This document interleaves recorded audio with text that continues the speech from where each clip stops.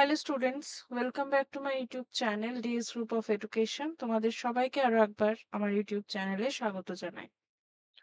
আজকে আমরা basically protein quality evaluation test অর্থাৎ প্রোটিনের কোয়ালিটি ইভ্যালুয়েশনের জন্য ঠিক যত রকমের টেস্টিং করা হয়ে থাকে সেই টেস্টিং গুলো নিয়ে আলোচনা করব।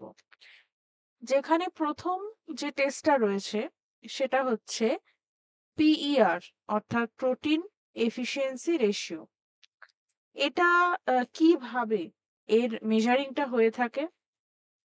প্রথমত, measures weight gain in animals per gram of protein consumed, অর্থাৎ এটা মেনলি যে বিষয়ের উপর এর রিসার্চিংটা করা হয়েছিল তার উপর ভিত্তি করে বলছে যে কোনো একটা অ্যানিমেলসকে আমি যদি কোনো প্রোটিন ইনটেক করাই, ঠিক আছে, এবং তাতে যতটা পরিমাণ ওয়েট গেইন হচ্ছে পার গ্রাম প্রোটিনের জন্য সেটাকেই প্রোটিন এফিসিয়েন্সি রেশিও বোঝাচ্ছে। এটা হচ্ছে টেকনিক আমরা বলতে পারি। তাহলে পিইআর ইজ ইকুয়াল টু কি? Weight gain by the protein intake. Next হচ্ছে NPU, net protein utilisation.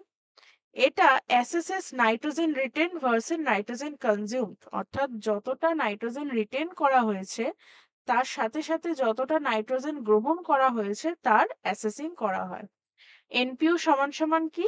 Nitrogen retain divided by nitrogen intact.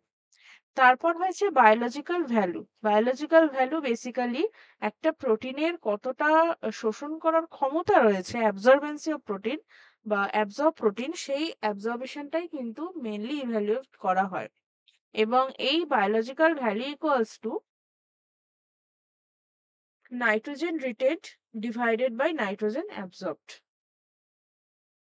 এই যে মেথডস গুলো রয়েছে, যেটা বলছিলাম যে র্যাট মডেলস এর উপর ভিত্তি করে এই মেথডস গুলোকে কিন্তু তৈরি করা হয়েছে এবং হিউম্যান নিডস এর কথাও অবশ্যই কিন্তু মাথায় রাখা হয়েছে। নেক্সট হচ্ছে chemical and digestibility based methods, যার মধ্যে প্রথম মেথড হচ্ছে অ্যামাইনো অ্যাসিড স্কোর। এই অ্যামাইনো অ্যাসিড স্কোরটা কি? এটা এসেনশিয়াল অ্যামিনো অ্যাসিডস প্রোফাইল সাথে রেফারেন্স যে প্রোটিন রয়েছে তার তুলনা করে থাকে। এটা খুবই সিম্পল এবং লিমিটিং অ্যামাইনো অ্যাসিডস কে হাইলাইট করে থাকে বা আমাদেরকে জানিয়ে থাকে। তারপর হচ্ছে protein digestibility corrected amino acid score. এটা হচ্ছে অ্যামাইনো অ্যাসিড স্কোরস এর সাথে ডাইজেস্টিবিলিটি ফ্যাক্টর, যেটা মূলত ফিকাল বেসড হয়, তার মাল্টিপ্লিকেশন করলে এটা পাওয়া যায়। এটা সর্বত্র ব্যবহার করা হয় এবং কিছু কিছু প্রোটিনস এর ক্ষেত্রে কিন্তু অতটা গুরুত্ব দেওয়া হয় না। তারপর হচ্ছে digestible ইন্ডিসপেন্সিবল amino acid score.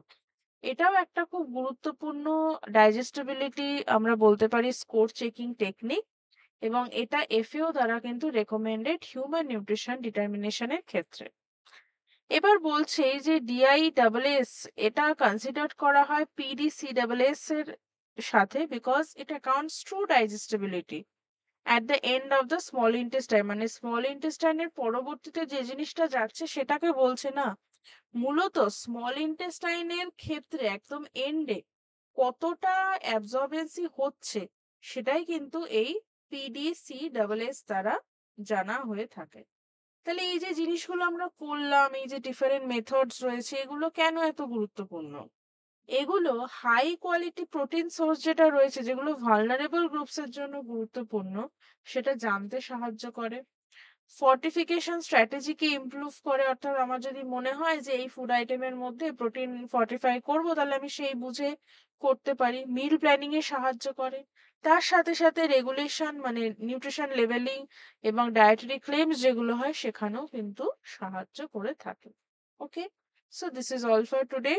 Keep learning, and if you have any doubt you can comment in this comment box of this video. Thank you.